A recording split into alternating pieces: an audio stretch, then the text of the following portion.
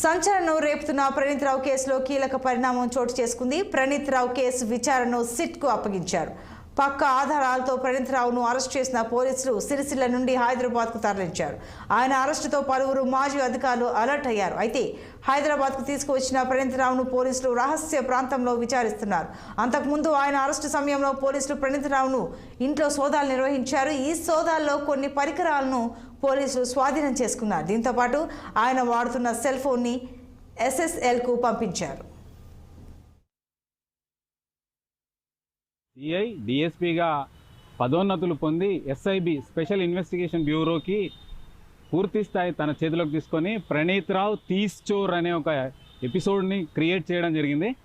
లక్షలాది మంది ఫోన్లను ట్యాప్ చేసి వాళ్ళు ఎవరికి అనుకూలంగా, ప్రభుత్వానికి అనుకూలంగా ఉన్నారా వ్యతిరేకంగా ఉన్నారా అని చెప్పేసి SIB ఆఫీస్లోనే 2 రూముల్లో 17 కంప్యూటర్లను పెట్టుకొని 30 మంది తన కులస్తులైన కానిస్టేబుళ్లతో కలిసి ఆడిన గేమ్, ఎండ్ గేమ్, గౌరవనీయులు రాష్ట్ర DGP, అప్పటి DGP ముఖ్యమంత్రికి రిజల్ట్ వచ్చిన రోజు మధ్యాహ్నమే వెళ్ళి SIBలో ఇట్లాంటి కుట్ర జరుగుతుందని చెప్పడంతో ఉత్సాహం తగ్గని ఆయన చుట్టూన్న వాళ్ళు ఫోన్లలో మాట్లాడడంతో ఆ విషయం ప్రణీత్ రావు తెలుసుకుని ఆ రోజు రాత్రి ఒక ఎలక్ట్రీషియన్ సహాయంతో సెల్ ఫోన్ కెమెరాలని, CC కెమెరాలని బంద్ చేసి టోటల్గా రికార్డును డిస్ట్రాయ్ చేసే ప్రయత్నం చేసిండు. సెక్షన్ 201 కింద స్క్రీనింగ్ ఆఫ్ ఎవిడెన్స్ కింద ఇది పెద్ద నేరం. అన్నింటికంటే ముఖ్యం రాజ్యాంగ ద్రోహం. ఇది రైట్ ఆఫ్ ప్రైవసీ.